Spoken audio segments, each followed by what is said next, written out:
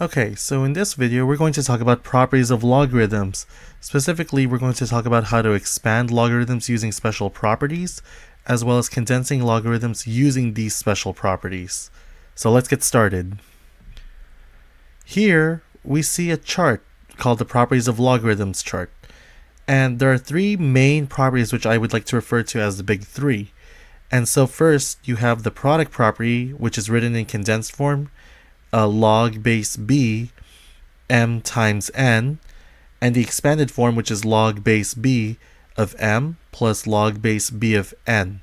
So essentially, when you're multiplying logarithms or multiplying m and n, which are the logarithms using the same base b, you would then expand it into two separate logarithms. So just to clarify for this video, when we talk about the condensed form, we talk about writing a logarithm as a single logarithm.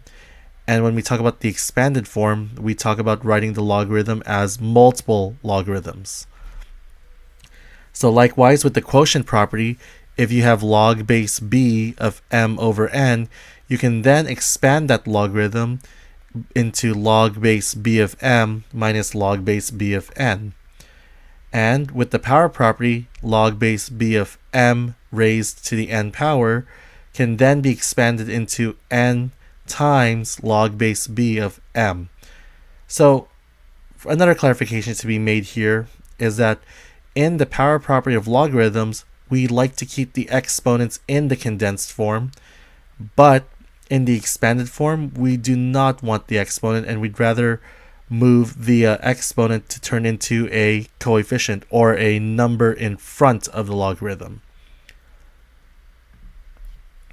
So here in example 1, they want us to write the following logarithm in expanded form.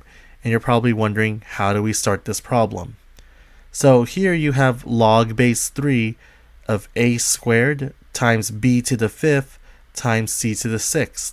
So in the previous slides, we were talking about the properties of logarithms in that chart, and this looks like the product property. So what I can do first with this problem is I can separate them into three different logarithms. So log base 3a squared plus log base 3b to the 5th plus log base 3c to the 6th, right? So all we're doing is showing the product property in its expanded form. And I just made a little note here as well for your reference, product property.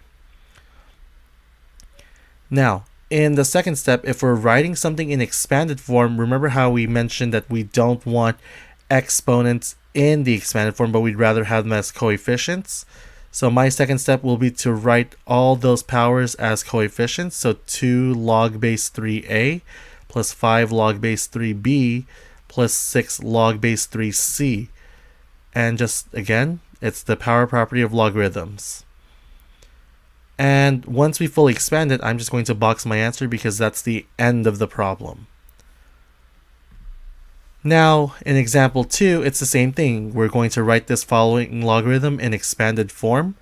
We have log base 4 of 16 square root of a all over b to the 7th power. Now, you're probably wondering, oh, I can just start by using the product property of logarithms since I see that there's a 16 times the square root of a.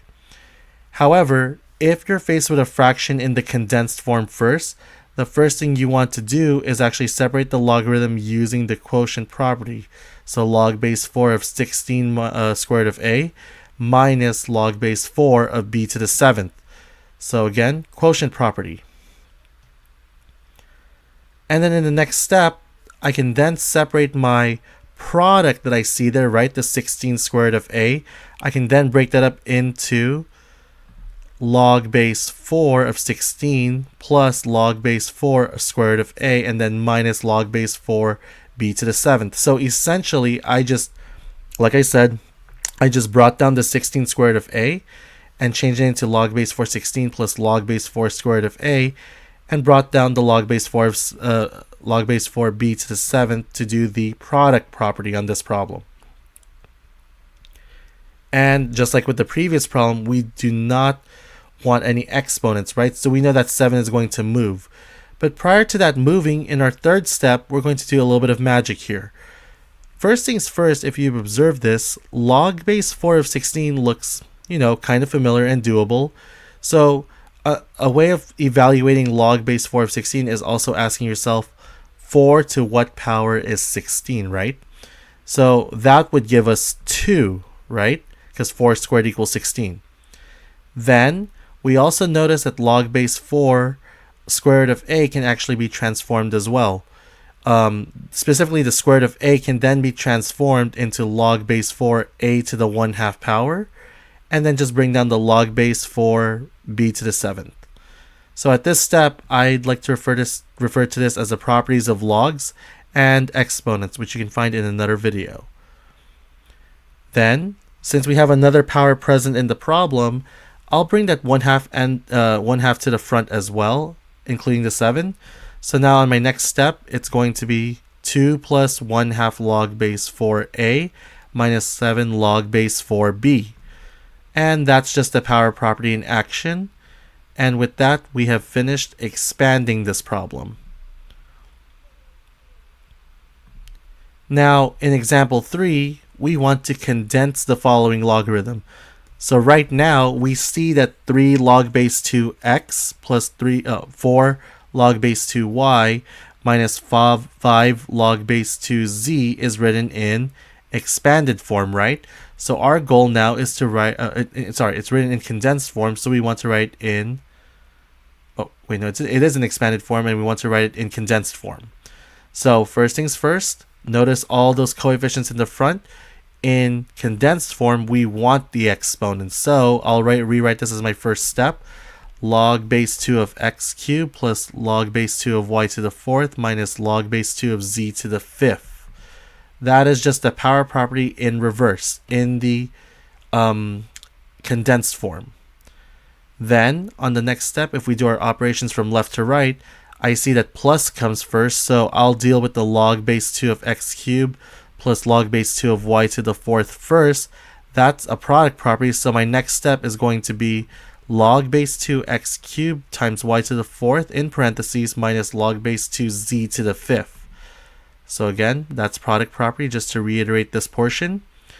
And last but not least, since I'm left with a minus in between the two logarithms, and the goal is to write as a single logarithm, I'll use quotient property, so log base 2 of x cubed y to the 4th over z to the 5th. And with that, we just solved this problem.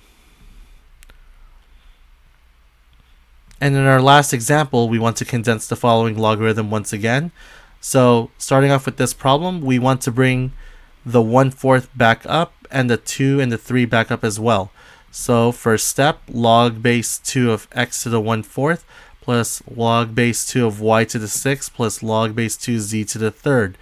And if you didn't catch that, when I raised 2 going back up in the middle term on 2 log base 2 y to the 3rd, it becomes y to the 6th because y to the 3rd raised to the 2nd power is y to the 6th. So just to clarify that, this is the power property in action once again. Now in step 2, that x to the 1/4 doesn't look as pretty, so we want to change that x to the 1/4 into a radical. So log base 2 of the 4th root of x plus log base 2 of y to the 6th plus log base 2z cubed gives us the property of rational exponents. That's the rule that we did for this one. And then for the next step, because I see it's all plus, I can actually just put this all together in product property. So log base 2 of the 4th root of x, y to the 6th, z cubed is the product property for this problem. And with that, we have solved this problem. So just to summarize the video here, we talked about expanding and condensing. Expanded form is when we write something with multiple logarithms, assuming they have the same base. And condensing a logarithm means taking those multiple logarithms with same bases and rewriting it as a single logarithm with that same exact base. So hopefully this video helps.